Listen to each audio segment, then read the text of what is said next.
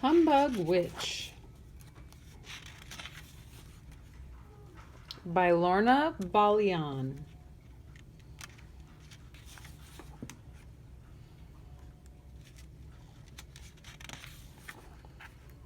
There was this witch, and all of her was little, except her nose. That was very big.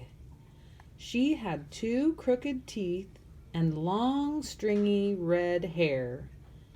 It was so long she kept tripping over it.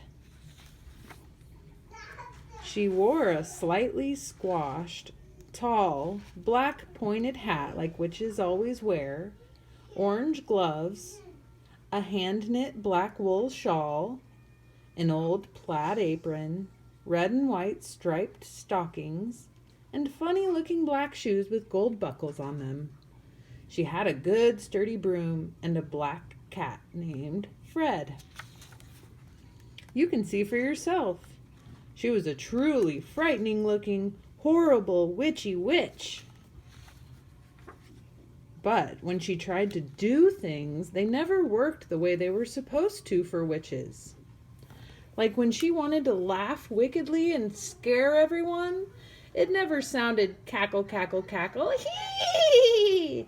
It always sounded giggle, giggle, giggle, hee.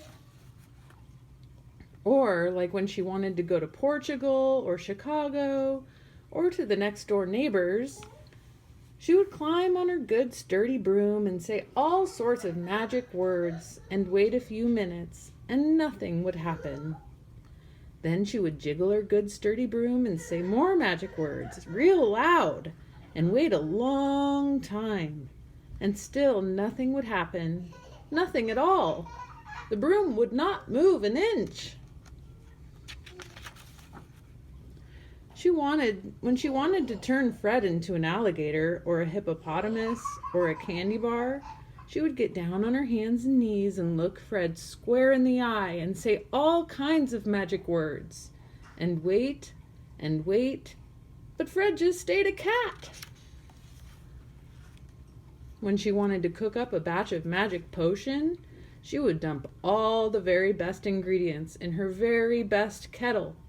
Things like sour milk, paprika, molasses, prune pits, eggshells, hair tonic, apple peelings, pickle juice, cinnamon, genuine rainwater, cough syrup, and peanut butter. And she would stir it and stir it and stir it and say all the magic words she could think of. And then she would stir it some more. It sizzled a little, but it never got smoky or bubbly or exploded like magic potions are supposed to do. All it did was make Fred terribly sick to his stomach. She finally decided it was just no use. She stood her good sturdy broom in the corner. She took off her funny-looking black shoes with the gold buckles. She took off her plaid apron. She took off her hand-knit black wool shawl. She took off her slightly squashed, tall, black pointed hat. She took off her orange gloves. And she took off her long, stringy red hair. She took off her mask and went to bed. So did Fred. The end. Humbug Witch.